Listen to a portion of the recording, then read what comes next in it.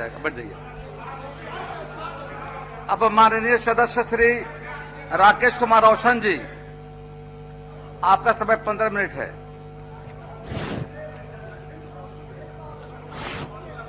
आवाज नहीं आ रही? हाँ। सभापति महोदय, मैं विपक्ष के द्वारा जो कटौती प्रस्ताव लाया गया है उसके समर्थन में बोलने के लिए खड़ा हुआ हूं। सबसे पहले महोदय, मैं आपको धन्यवाद प्रकट करना चाहता हूं कि आपने हमें बोलने का समय दिया और साथ ही साथ अपने क्षेत्र की महान जनता को, जो नालंदा जिला के इस्लामपुर विधानसभा क्षेत्र की महान जनता है, जिन्होंने वहां से दूसरी पीढ़ी के रूप में हमको इस सदन में भेजने का काम किया, इसके लिए हम उस महान क्षेत्र की जनता को भी धन्यवाद देना चाहते हैं। और साथ ही साथ हम अपने पार्टी के राष्ट्रीय अध्यक्ष आदरणीय श्री लालू प्रसाद यादव जी, हमारे विपक्ष के नेता श्री तेजस्वी प्रसाद यादव जी का भी हम शुक्रगुजार हैं कि उन्होंने यहां तक पहुंचाने में हमें सहयोग किया। इसके लिए मैं उन्हें भी धन्यवाद देना चाहता हूं। महोदय, मैं भवन निर्माण के विभाग के द्वारा जो अनुदान मांग पेश हुआ है उसके कटौती प्रस्ताव पर बोलने के लिए खड़ा हुआ हूं। महोदय, कहा जाता है कि construction is the pillar of the society.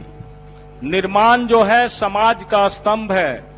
और सरकार ने भी, जो माननीय मंत्री जी ने जो बजट भाषण लिखित रूप से हम लोगों को प्रस्तुत किया है, उसमें भी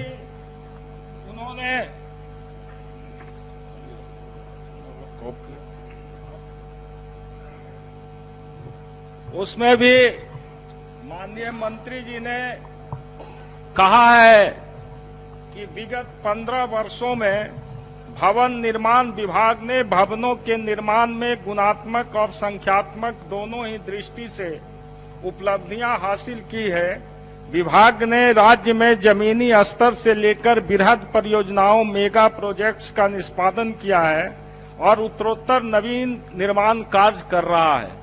ये माननीय मंत्री जी इस बात को विशेष रूप से अपने भाषण में चर्चा किए हैं महोदय। लेकिन जब जमीनी सच्चाई को महोदय देखा जाएगा तो बिहार के अंदर जो भवन निर्माण विभाग के तहत भवन निर्माण का कार्य कराया जा रहा है उसमें गुणवत्ता का सर्वथा अभाव है महोदय। और इस गुणवत्ता का जो अभाव है उसके लिए वर्तमान सरकार ही दोषी है महोदय। वर्तमान सरकार ने पहले ये तय किया था कि जिस विभाग में जो निविदा होता है उस निविदा में 10% बिलो तक कोई भी संवेदक टेंडर डाल करके अपना काम कर सकते हैं, वो मान्य होगा। लेकिन अभी महोदय इसी विभाग के प्रधान सचिव की एक चिट्ठी निकली है महोदय, जिसमें कहा गया है कि किसी भी विभाग में काम करने के लिए कोई भी संवेदक जितने निचले स्तर पर जा सकते हैं, वहां जितना बिलों में टेंडर डालना चाहते हैं डाल सकते हैं। चिट्ठी है हमारे पास महोदय, उसका जो कंटेंट्स है मैं वो पढ़ करके आपको महोदय बता देना चाहता हूं। ये नोटिफिकेशन है गवर्नमेंट ऑफ बिहार का रोड कंस्ट्रक्शन डिपार्टमेंट का।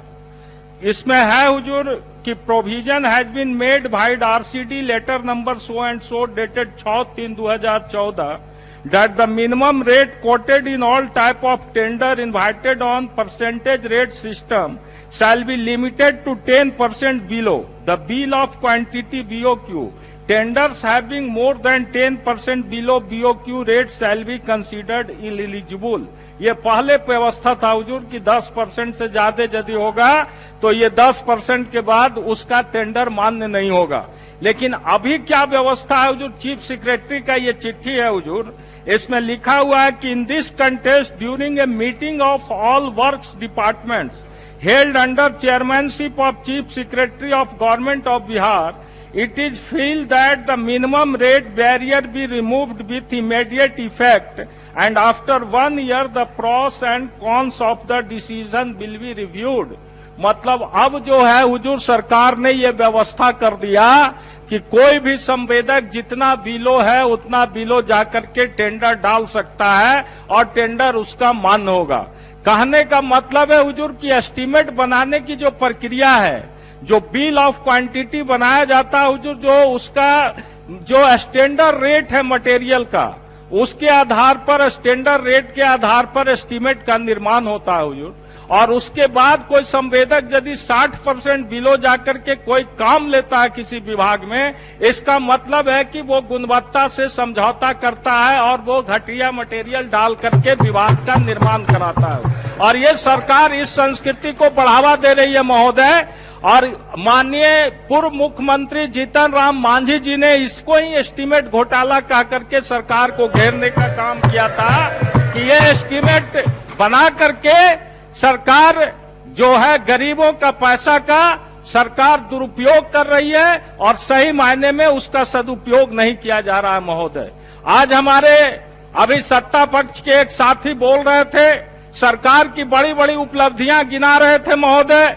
मैं महोदय आपके माध्यम से सरकार को बताना चाहूंगा कि अभी महोदय इसी विधानसभा का विस्तारित भवन बना है महोदय, जो एक्सटेंशन हॉल है महोदय, उसकी क्या स्थिति है महोदय आप खुद देख सकते हैं। उसके इंटीरियर की क्या स्थिति है, वहां पर बैठने की क्या व्यवस्था है, उसकी गुणवत्ता की क्या स्थिति है, खुद आप मूल्यांकन कर सकते हैं। किसी भी समय वो भवन गिर सकता है, ऐसी स्थिति है महोदय ये विधानसभा का विस्तारित भवन का। इसके अलावा महोदय हम विधायकों के आवास के निर्माण की प्रक्रिया 3 साल से चल रही है महोदय। हम लोग लगातार अखबारों में दूसरे माध्यमों से सुनते रहे कि विधायक आवास का निर्माण कराया जा रहा है, लेकिन 3 वर्ष बीतने के बाद भी अभी तक विधायक आवास का निर्माण नहीं हुआ महोदय। और अभी भी कितना समय लगेगा इसका कोई सरकार के द्वारा आपने ये जो इन्होंने जो अपना भाषण प्रस्तुत किया उसमें भी कोई समय सीमा नहीं बताया है महोदय। हमारे माननीय मुख्यमंत्री जी बराबर कहते हैं सदन में महोदय कि हमारा ड्रीम प्रोजेक्ट है पटेल भवन, जिस पटेल भवन को हमने बनाया है ये हमेशा माननीय मुख्यमंत्री जी कहते हैं। माननीय सभापति महोदय को भी पटेल भवन जाने का मौका मिला होगा महोदय। वहां अभी तक पेयजल की व्यवस्था नहीं हुई है महोदय। वहां लोग जाते हैं, उनको पानी पीने का व्यवस्था नहीं है। और वहां हेलीपैड बनाया गया, जो हेलीपैड बनाया गया महोदय उसका अभी तक टेस्टिंग भी नहीं हुआ कि हेलीकॉप्टर यदि उतरेगा उस मकान पर तो उसकी क्या स्थिति होगी, इसका कोई टेस्टिंग अभी तक सरकार के द्वारा नहीं कराया गया हुजूर। ये माननीय मुख्यमंत्री जी का ड्रीम प्रोजेक्ट की स्थिति है। इसके अलावे हमारे दरभंगा में इंजीनियरिंग कॉलेज का बाउंड्री कराने के लिए सरकार ने 2019-20 वित्तीय वर्ष में ही घोषणा किया था। अभी तक दरभंगा इंजीनियरिंग कॉलेज का बाउंड्री का निर्माण नहीं कराया गया महोदय। और वो बहुत पुराना अभियंत्रण महाविद्यालय है जिसकी स्थिति जर्जर है महोदय। हमारे नालंदा जिला में जहां से गृह जिला है मुख्यमंत्री का, हमारे माननीय मुख्यमंत्री जी आते हैं, हमारे माननीय मंत्री सरवन बाबू यहां बैठे हुए हैं हमारे ही जिला का महोदय। हमारे बगल इस्लामपुर के बगल में खोदागंज बाजार में महोदय, जहां लगभग 10,000 की आबादी है खोदागंज बाजार में, वहां अस्पताल का निर्माण का घोषणा माननीय मुख्यमंत्री जी ने आज से 7 वर्ष पूर्व किया था, लेकिन अभी तक वहां अस्पताल के भवन का निर्माण नहीं हुआ महोदय। और वहां जो है डॉक्टर जो कोई बैठते नहीं, अस्पताल की स्थिति जर्जर है, जो पहले का जीर्ण स्थिति था वही है महोदय। तो ये चेहरा है ये हमारे भवन निर्माण विभाग का महोदय। अब मैं पीएचडी विभाग पर कुछ बातें आपके माध्यम से सरकार को बताना चाहूंगा महोदय। जो पीएचडी मंत्री ने जो बजट भाषण जो प्रस्तुत किया गया था माननीय वित्त मंत्री के द्वारा, जो हमारे बिहार के उप मुख्यमंत्री हैं, उन्होंने अपने बजट भाषण में कहा महोदय कि सरकार अपने बजट भाषण में कहा है कि सर्वसुलभ स्वास्थ्य हासिल करने के लिए स्वच्छ जल, स्वच्छता तथा स्वच्छ वातावरण आवश्यक है। इस संबंध में महोदय मैं सबसे पहले इस बिहार प्रदेश के जो पूर्व मुख्यमंत्री थे, अभी वो सदन के सदस्य नहीं हैं, लेकिन उन्होंने जो टिप्पणी किया था ये पेयजल की शुद्धता के बारे में मैं उसको आपको पढ़ करके बता रहा हूं। जो ये डिप्टी सीएम साहब का स्पीच है माननीय श्री सुशील कुमार मोदी जी का। उन्होंने कहा है कि बिहार के 38 में से 37 जिलों का पानी पीने लायक नहीं है। इनमें फ्लोराइड, आर्सेनिक और आयरन का संक्रमण है। सरकार के तमाम प्रयासों के बावजूद राज्य के 31,000 वार्डों में गुणवत्तापूर्ण पेयजल की आपूर्ति आज भी चुनौती बनी हुई है। वे रविवार को एनआईटी पटना के सभागार में इंडियन वाटर वर्कर्स एसोसिएशन के 52वें वार्षिक सम्मेलन को संबोधित कर रहे थे। यह उप मुख्यमंत्री मोदी की यह स्वीकारोक्ति बता रही है कि राज्य की बड़ी आबादी आज भी संक्रमित पेयजल का उपभोग करने की वजह से गंभीर खतरे के जद में है। उसके साथ ही संक्रमण का दायरा बढ़ा है, क्योंकि महज कुछ साल पहले तक राज्य के 28 जिले ही पेयजल के संक्रमण के दायरे में थे। ये माननीय उप मुख्यमंत्री जी का एक्सेप्टेंस है महोदय, और उन्होंने इसी में बताया है कि इससे कैंसर, फ्लोरोसिस और गैस संबंधी बीमारियां जो है बिहार में बढ़ रही है महोदय। और अभी जो महोदय दूषित पेयजल की स्थिति है पूरे देश के अंदर महोदय, उसमें बिहार का क्या हालत है महोदय। मैं जो कंपैरेटिव एफएसटीसी कवरेज स्टेटस जो है 31 दिसंबर 2020 का, उसका आंकड़ा मैं महोदय आपके सामने प्रस्तुत कर रहा हूं, जिसमें कहा है स्पष्ट रूप से भारत सरकार ने महोदय कि at present more than 32.5% rural house holds in India have tap water connections in their homes, while 15 states UTS have above national average percentage of tap water connection. 17 states UTS fall below the national average. Goa has become the first state to become Har Ghar Jal state. The state of Telangana is also inching closer to achieve 100% Har Ghar Jal. Pondicherry, Haryana and Gujarat have provided tap water connections in more than 80% of the rural households. ये national report है महोदय। इसमें बिहार की जो स्थिति है, बिहार नीचे से दूसरा स्थान पर है महोदय पूरे देश के अंदर में। यानी बिहार के लोगों को अभी भी शुद्ध पेयजल बिहार के लोगों को उपलब्ध नहीं हो रहा महोदय। और ये सरकार कह रही है कि हम बिहार में हर घर नल जल योजना चला रहे हैं महोदय। हर घर नल जल योजना का क्या स्थिति है महोदय, इसको यदि आप देखेंगे तो बिहार के अंदर जो 7 निश्चय योजना के अंतर्गत हर नल जल योजना चल रहा है महोदय, इसमें सरकार का एक्सेप्टेंस है महोदय अपने बजट भाषण में कि राज्य में 4095 ग्राम पंचायत में 52,142 वार्ड में यह योजना पूर्ण हो चुकी है।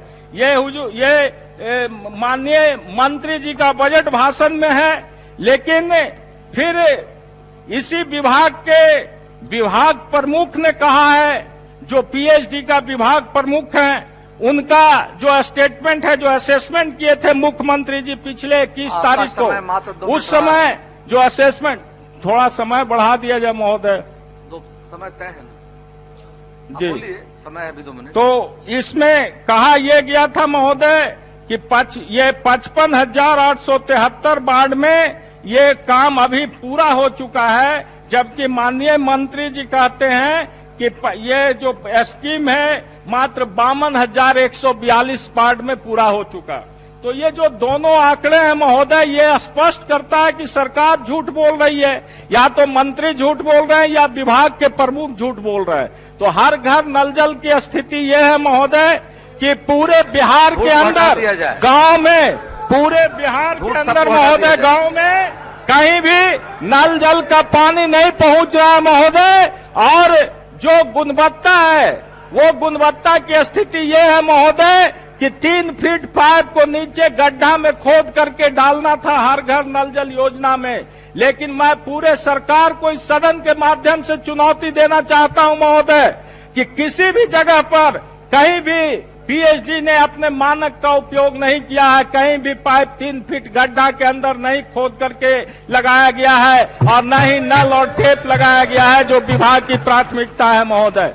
तो इस तरह से महोदय, ये जो पीएचडी के द्वारा जो बजट पेश किया गया है महोदय, उसमें आप देखेंगे तो 7 निश्चय योजना को सिर्फ एक मजाक के रूप में बिहार के अंदर अभी प्रदर्शित करने का काम किया गया है। जो धरातल पर स्थिति है महोदय, धरातल पर बिल्कुल ही भिन्न स्थिति है। आज भी गांव के अंदर महोदय मैंने बताया आंकड़े के अनुसार कि 32% लोगों को शुद्ध पानी नहीं मिल रहा है महोदय। इसलिए इस स्थिति में महोदय कैसे बिहार के लोगों को शुद्ध पानी मिलेगा महोदय।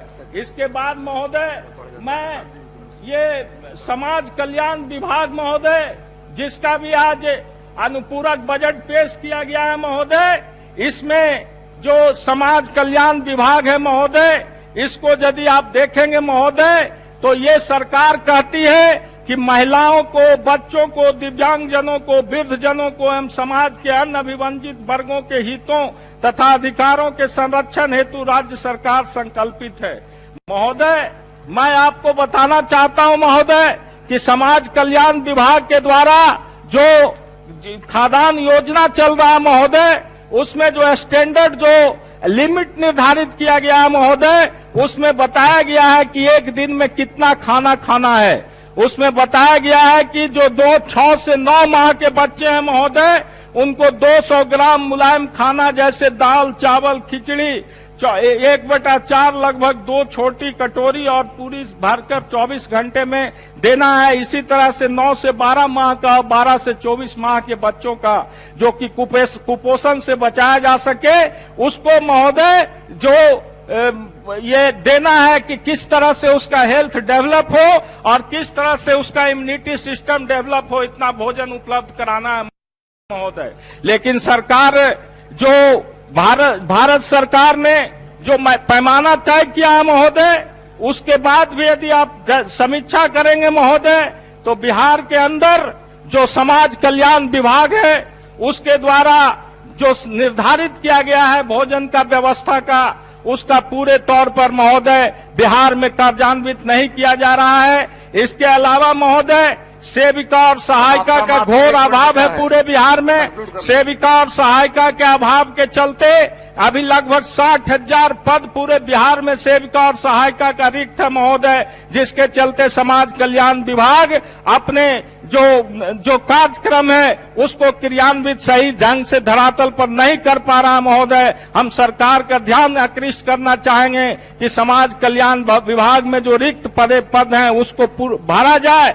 उसके अलावा प्री स्कूल एजुकेशन, मैं अपने क्षेत्र का 1-2 बात कह करके महोदय मैं समाप्त कर दूंगा। हमारे यहाँ महोदय आंगनबाड़ी की यह स्थिति है कि जो हमारे यहाँ सीडीपीओ हैं इस्लामपुर में महोदय, कभी मुख्यालय में नहीं रहते, वो पटना में रहते हैं, पटना से ही काम करते हैं। कभी मुख्यालय में महोदय, कभी वो इस्लामपुर में नहीं रहते। एकंगर सराय में सीडीपीओ, एकंगर सराय में सीडीपीओ, 1 मिनट महोदय, एकंगर सराय में जो सीडीपीओ है दूसरे जगह का प्रभार में है महोदय, वो कभी नहीं आती है एकंगर सराय को देखने के लिए। इसलिए ये दोनों जगह पर सीडीपीओ